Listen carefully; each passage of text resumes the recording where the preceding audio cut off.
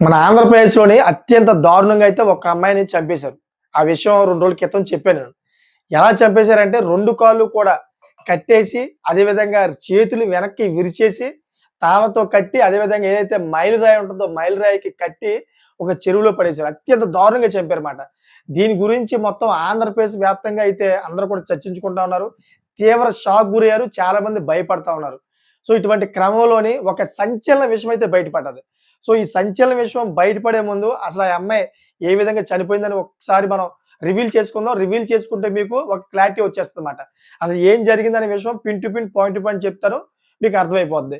అసలు ఏం జరిగిందంటే పార్వతీపురం ఏదైతే జిల్లా ఉందో పార్వతీపురం అండర్‌లోకి వస్తదో పాలకొండ. పాలకొండ వాసి అయినటువంటి ఒక ఉషారాణి అనే ఒక అమ్మాయి వాళ్ళ తల్లిదండ్రులకి చెప్పి నేను పలానా స్టడీకి సంబంధించిన అప్లికేషన్ నేను అప్లై చేయాలని చెప్పేసి తన తండ్రి దగ్గర డబ్బులు తీసుకొని బయలుదేరిందన్నమాట. ఎప్పుడైతే అలా బయలుదేరిందో, ఆ బయలుదేరిన మరుసటి రోజుకి గాని వాళ్ళ ఇంటికి రాలా. తల్లిదండ్రులకి చాలా భయమేసింది. భయమేసిన తర్వాత వాళ్ళ యొక్క బంధువులు, అదే విధంగా వాళ్ళ యొక్క స్నేహితులు అందరికీ ఫోను చేశారు వాళ్ళు. ఫోను చేసిన తర్వాత, "మా పాప ఈ విధంగా బయలుదేరింది. ఇప్పటి వరకు రాలేదు. మీ దగ్గర ఉన్నదా? లేదా?" అని చెప్పేసి అందరిని కూడా అడగడం జరిగింది. అడిగితే ఈ విధంగా సమాధానం వచ్చిందన్నమాట వాళ్ళ నుంచి. "మా దగ్గరైతే లేదు. మా దగ్గరికి రాలేదు. ఇంకెక్కడైనా ఉందేమో ఒకసారి ప్రయత్నించండి" అని చెప్పేసి వాళ్ళు కూడా పాపం భరోసా ఇస్తూ మాట్లాడి అది చెప్పారన్నమాట. సో, దీని తర్వాత ఆ మరుసటి రోజు కూడా ఆ చుట్టుపక్కల ప్రాంతాల్లో అంతా కూడా విస్తృతంగా ప్రయత్నాలు చేశారు. ఎక్కడైనా ఉందా? లేదా? అని చెప్పేసి. ఇంక ఎట్టకేలకు ఏమి చేయలేని పరిస్థితిలోనే పోలీస్ స్టేషన్‌లో కంప్లెయింట్ చేశారన్నమాట. ఎప్పుడైతే పోలీస్ స్టేషన్‌లో కంప్లెయింట్ చేశారో, సో కంప్లెయింట్ చేసిన సాయంత్రాన్నే ఒక చెరువులోని ఉబ్బిపోయి ఒక మృతదేహం అయితే పైకి తేలుతూ కనిపించింది. ఎప్పుడైతే ఇలా కనిపించిందో స్థానికులందరూ కూడా చూసి భయభ్రాంతులకు గురయ్యి ఏమన్నా పోలీస్ స్టేషన్‌లో కంప్లెయింట్ చేస్తే పోలీసులొచ్చి దాన్ని స్వాధీనం చేసుకున్నారు. స్వాధీనం చేసుకొని ఎవరైతే మిస్సింగ్ కంప్లెయింట్ ఇచ్చారో, మిస్సింగ్ కంప్లెయింట్ ఇచ్చిన వాళ్ళకి ఇంటిమేషన్ ఇచ్చారన్నమాట. వీళ్ళే మిస్సింగ్ కంప్లెయింట్ ఇచ్చారు. వీళ్ళకి కంప్లెయింట్ ఇవ్వడంతోటి వీళ్ళందరూ వెళ్లారన్నమాట. వీళ్ళ ఫ్యామిలీ అంతా వెళ్లి చూస్తే మొత్తం బాడీ అంతా కూడా ఉబ్బిపోయి గుర్తించలేని పరిస్థితిలోనే ఆ అమ్మాయి డెడ్ బాడీ ఉందన్నమాట. ఆ అమ్మాయి యేసుకున్న బట్టలు వీళ్ళు గుర్తించి ఈ అమ్మాయి మా అమ్మాయే. మా 100% మేము చెప్తామని చెప్పేసి గుర్తించారు పాపం. గుర్తించిన తర్వాత పోలీసులు పోస్ట్ మార్టం నిమిత్తం అయితే తీసుకెళ్లారు. తర్వాత అంటే ఈ రోజు అసలు విషయం బయటపడ్డది. ఎలా అంటే పోలీసులు దాన్ని చాలా, చాలా సీరియస్‌గా తీసుకొని ఎంక్వైరీ చేశారు. చాలామంది అనుకుంటా ఉన్నారు నిజంగా ఈ అమ్మాయిని ఎవరు చంపారు అని చెప్పి ఆందోళనలో ఉన్నారన్నమాట. ఇటువంటి పరిస్థితిలోనే పోలీసులు చాలా డీప్‌గా ఎంక్వైరీ చేసి అసలైన వ్యక్తినైతే బయటకి తీసుకొచ్చారు. ఎలా అంటే ఈ అమ్మాయి గతంలోనే వాలంటీర్‌గా పనిచేసేదన్నమాట. గతంలో వాలంటీర్‌గా పనిచేస్తూ మంచి పేరు కూడా సంపాదించుకుంది. అంతే కాకుండా డీఎస్సీ కూడా చాలా సార్లు రాసిందంట. బీఎడ్ చదివిందంట ఈ అమ్మాయి. ఈ అమ్మాయికి దగ్గర దగ్గరగా ఒక 30 ఇయర్స్. అయితే ఇటువంటి క్రమంలోనే ఈ అమ్మాయి వేరే వ్యక్తిని ప్రేమించింది. ఆ వ్యక్తి కూడాను వాలంటీర్‌గా పనిచేస్తా ఉన్నాడు. సో, వీళ్ళిద్దరూ కూడా ప్రేమించుకున్నారు. అలాగే ఆ వైసీపీ హయాంలోనే దగ్గర దగ్గర 3, 4 సంవత్సరాలయితే వాళ్ళు వాలంటీర్‌గా చేశారు. అటువంటి టైంలోనే చట్టాపట్టాలేసుకొని తిరిగారు. తిరిగినప్పుడు ఆ అబ్బాయి అయితే తిన్ని పెళ్లి చేసుకుంటా అని చెప్పేసి హామీ కూడా ఇచ్చాడంట. సో, తన మీద నమ్మకం పెట్టుకొని ఇన్నాళ్ళు కూడా పెళ్లి చేసుకోకుండా అయితే అలాగా నడుస్తా ఉంది, సాగుతా ఉంది జీవితం. సో, ఇటువంటి క్రమంలోనే రీసెంట్‌లీగా అయితే ఆ వ్యక్తికి నీరెస్ట్ ఒక హాస్పిటల్‌లోని నర్స్‌గా పనిచేస్తున్నటువంటి ఒక అమ్మాయితో అయితే పరిచయం ఏర్పడింది. అది కూడా వివాహిత ఆవిడ. ఆ వివాహితకి భర్త చనిపోయాడు. భర్త చనిపోయేటప్పటికి వీళ్ళిద్దరికి పరిచయం ఏర్పడింది. పరిచయం ఏర్పడితే ఈ అమ్మాయి అయితే గమనించింది ఆ విషయం. ఈ అమ్మాయి గమనించేటప్పటికి ఆ విషయాన్ని ఆ అబ్బాయితోటి డిస్కస్ చేసింది. "ఇది కరెక్ట్ కాదు. మనిద్దరం పెళ్లి చేసుకుందాం అనుకున్నాం. ఆ అమ్మాయితో నువ్వు మాట్లాడొద్దు. ఇది కరెక్ట్ కాదని" చెప్పేసి కొన్ని రోజుల నుంచి అయితే ఇద్దరి మయంగా అయితే ఈ మాటల యుద్ధం జరుగుతోందంట. సో, ఇటువంటి క్రమంలోనే ఆ అబ్బాయి ఏం చేశాడంటే ఏదైతే వివాహిత ఉందో వివాహితతోటి మాట్లాడి, "ఇలాగ నన్ను పెళ్లి చేసుకోమంటుంది. ఇలా అయితే గనక మనిద్దరం విడిపోతాం" అని చెప్పేసి ఆ వివాహితతో మాట్లాడి వాళ్ళిద్దరూ కూడా ప్లానింగేసి ఆ వివాహిత కాకుండా ఆ వ్యక్తి యొక్క తమ్ముడు కూడా ముగ్గురు కూడా ప్లానింగేసి ఈ అమ్మాయికి ఫోను చేసి రాయగడ వెళ్దాం, రాయగడ గుడికి వెళ్దాం అని చెప్పేసి మాయ మాటలు చెప్పి రమ్మని చెప్పారుమాట. అలా రమ్మనడంతోటి ఆ అమ్మాయి ఏం చేసిందంటే ఇంట్లోని ఒక స్టడీ అప్లికేషన్ అయితే నేను అప్లై చేయాలి ఉద్యోగం కోసం అని చెప్పి బయటకొచ్చింది ఈ విధంగా. ఎప్పుడైతే ఇలాగ బయటకొచ్చిందో వాళ్ళు ఇద్దరు అంటే ఎవరైతే వివాహిత ఉందో వివాహిత అయితే రాలేదు. వాళ్ళ తమ్ముడు అదే విధంగా ఈ వ్యక్తి ఇద్దరు కూడా కారు బుక్ చేసుకొని రెడీగా ఉన్నారు. ఆ కారులో ఎక్కించుకొని ఈ రాయగడ తీసుకెళ్లారన్నమాట. ఈ రాయగడ తీసుకెళ్తున్న దారిలోనే ఈ అమ్మాయికైతే మత్తు మందులు ఆల్రెడీ దగ్గర తెచ్చుకున్నారు. ఈ మత్తు బిళ్ళలన్నీ కూడా కూల్ డ్రింక్‌లో కలిపి ఉంచారన్నమాట. ఈ కూల్ డ్రింక్‌లో కలిపించిన ఈ డ్రింక్ ఇవ్వడంతోటి ఆ అమ్మాయి తాగింది. తాగిన తర్వాత దారిలో ఆ అమ్మాయికైతే అస్వస్థతకు గురవ్వడంతోటి వామిటింగ్ చేసుకుంది. వామిటింగ్ చేసుకున్న తర్వాత రాయగడ వెళ్లారు.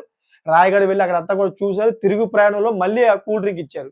ఎప్పుడైతే కూల్ డ్రింక్ ఇచ్చారో ఆ అమ్మాయి కూడా తాగింది. అంటే దారి మధ్యలో భోజనం కూడా ఆగారంట. భోజనం చేయలేదంట ఆ అమ్మాయి. ఎందుకంటే కొంచెం తల తిరిగినట్టుగా ఉందని చెప్పేసి భోజనం చేయడం మానేసిందంట. సో, ఇటువంటి క్రమంలో మళ్ళీ ఈ మత్తు పదార్థం కలిపిన ఈ డ్రింక్ తాగడంతోటి ఒకేసారి అపస్మారక స్థితిలో వెళ్ళిపోయింది. వీళ్ళకైతే మంచు అదునైతే దొరికింది. ఇంకా అదే దారిలోని ఎవరైతే ఈ కార్ డ్రైవర్ ఉన్నారో కార్ డ్రైవర్ దింపేసి వెళ్ళిపోయాడు. దింపేసి వెళ్ళిపోయిన తర్వాత దగ్గరగా వాళ్ళ ఊరు నుంచి 15 కిలోమీటర్ల దూరంలో ఒక చెరువు ఉందన్నమాట. అక్కడే ఆ అమ్మాయిని చంపేయడానికి ప్లానింగ్ చేశారు. అటువంటి క్రమంలోనే ఎవరైతే వివాహిత ఉందో వివాహితకు కూడా ఫోన్ చేశాడన్నమాట ఆ వ్యక్తి. స్పృహ వచ్చేసేలా ఉంది. ఏం చేయాలో చెప్పంటే, సరే నేను వస్తున్నా అని చెప్పేసి ఆ వివాహిత కూడా స్కూటీ యేసుకొని వచ్చిందంట. వీళ్ళు ముగ్గురు కలిపి ఆ అమ్మాయిని చంపేసి కాళ్ళు, చేతులన్నీ విరిచేసి వెనక్కి కట్టి ఏదైతే మైలురాయి ఉంటదో మైలురాయిని పీకి ఆ రాయికి కట్టి చెరువులో పడేశారంట. చెరువులో పడేసి అక్కడి నుంచి చేతులు దులుపుకొని వెళ్ళిపోయారు. సో, ఇది ఆ మరుసటి రోజు ఎప్పుడైతే మనిషి ఉబ్బిపోయి తేలిపోయిందో మొత్తం స్థానికులందరూ చూసారో దాన్ని పోలీసులకి అప్పజెప్పారు. ఇదంతా ఎంక్వైరీ చేస్తే ఎంక్వైరీలోని వీళ్ళ యొక్క భాగవతం బయటపడింది. కానీ ఆంధ్రప్రదేశ్‌లో అందరూ కూడా ఏమనుకున్నారు?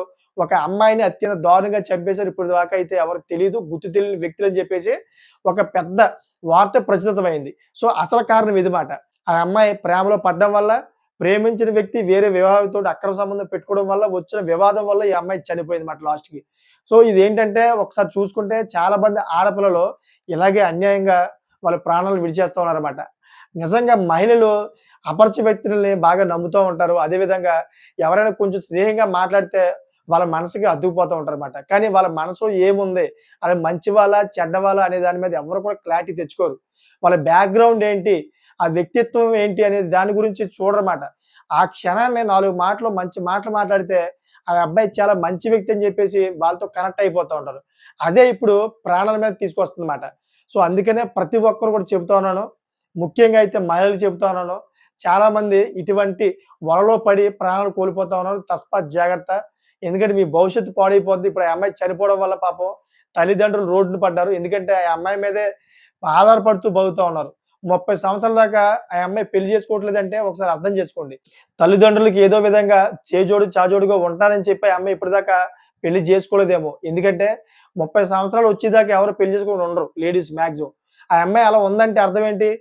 ఆ తల్లిదండ్రులకి ఏదో విధంగా ఉపయోగపడాలని చెప్పేసి ఇప్పటిదాకా అయితే పెళ్లి చేసుకోలేదేమో. మరి అటువంటి మహిళ ఇప్పుడు ఈ వ్యక్తితో ప్రేమలో పడి అర్ధాంతరంగా చనిపోయిందన్నమాట. సో, ఇక్కడేంటంటే ఇంకో విషయం ఏంటంటే ఇక్కడ ఇంకో విషయం ఉందన్నమాట. అదేంటంటే ఈ వ్యక్తి ఎవరైతే ఉన్నారో ఆ నర్సును ప్రేమించి ఆ నర్సు ఇద్దరు కూడా ప్లానింగ్ యేసుకున్నారు. అంతవరకు బాగానే ఉంది. ఎందుకంటే జైలుకెళ్ళవలసిందే ఆ నర్సు అదే విధంగా ఈ వ్యక్తి. కానీ ఇక్కడ మూడో వ్యక్తిని దింపాడన్నమాట తన తమ్ముడు. పాపం నిజంగాను చదువుకున్న వ్యక్తే వాళ్ళ తమ్ముడు. కానీ తన జీవితాన్ని కూడా నాశనం చేశాడన్నమాట ఈ వ్యక్తి. అంటే ఒక వ్యక్తి వల్ల చూడండి ఒకసారి. అటేమో కుటుంబం ఏమో రోదిస్తా ఉంది. ఇటేమో ఇద్దరు అన్నదమ్ములు అదేవిధంగా నర్సు ఈళ్ళు ముగ్గురు కూడా జైలు పాలయ్యారు. మొత్తం అంతా కుటుంబానికి పరువు పోయింది. అదేవిధంగా ఎవరైతే ఈ వ్యక్తి ఉన్నారో ఈ వ్యక్తి మీద కూడా ఆధారపడే ఉంటారు కదా! వాళ్ళ కుటుంబం. ఆళ్ళ కుటుంబం కూడా ఈరోజు రోడ్డున పడే పరిస్థితి ఏర్పడిందన్నమాట. సో, ఈ వీడియో చేయడానికి ప్రధానమైన కారణం ఇక్కడ యువత అదేవిధంగా మహిళలు ఎవరైతే ఉన్నారో వాళ్ళు చెడు దారిని, చెడు వ్యసనాలకి బాగా ఎంచుకుంటా ఉన్నారన్నమాట. దయచేసి మీరు ఆలోచించండి. మీరు ఎంచుకునే దారి ఏ విధంగా ఉంది? ఫ్యూచర్‌లో మీకు అది మంచి జరుగుతుందా? చెడు జరుగుతుందా? అనే విషయం మీద మీకు ఒక క్లారిటీ రావాలి. క్లారిటీ రాని పక్షంలోనే అయితే ఇటువంటి జరుగుతా ఉంటాయి. 100% జరుగుతా ఉంటాయి.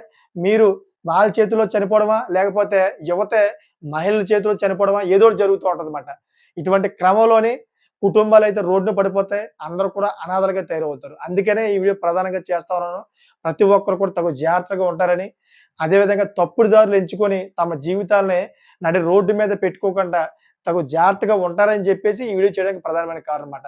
సో, చూసారుగా దీని మీద ఒక మంచి కామెంట్ చేయండి. కామెంట్ ఎలా ఉండాలంటే నేటి సొసైటీలో ఈ విధంగా జరుగుతున్నయన్నిటిని కూడా నిర్మూలించడానికి చాలామంది కొంచెం తెలియపరచడానికి వాళ్ళకి తెలుసో తెలియక ఇటువంటి దారులు ఎంచుకుంటా ఉన్నారు. అటువంటి వాళ్ళకి కొంచెం అవసరమయ్యే విధంగా అయితే కామెంట్ చేయండి. వాళ్ళకి తెలిసే విధంగా అయితే కామెంట్ చేయండి. కొన్ని చట్టాలు కూడా కామెంట్ చేయండి. కొంతమంది చాలామంది చంపేస్తా ఉన్నారు. చంపేయడం వల్ల ఎంత నష్టం జరుగుతుంది, ఫ్యూచర్‌లో వాళ్ళ యొక్క జీవితం ఏ విధంగా పాడైపోతుందనే విధంగా వాళ్ళకి తెలియాలన్నమాట. అటువంటి చట్టాల గురించి కూడా మీరు కామెంట్ చేయండి. వాళ్ళు వచ్చి చూసి వీడియో చూసి చదువుతారు కాబట్టి ఎంతో కొంత వాళ్ళు కొద్దిగా జాగ్రత్త పడతారని చెప్పేసి కామెంట్ చేయమన్నాను. అదేవిధంగా ఇటువంటి లేటెస్ట్ ఇన్ఫర్మేషన్ ఎప్పటికప్పుడు మీ ముందుకు తీసుకొస్తా ఉంటాను. ఇటువంటి ఇన్ఫర్మేషన్ అంతా కూడా మీకు తెలియపరుస్తా ఉంటాను. దయచేసి నా ఛానెల్ సబ్స్క్రైబ్ చేసుకోమని ఎప్పటికప్పుడు వేడుకుంటా ఉంటానన్నమాట. Thank for watching friends.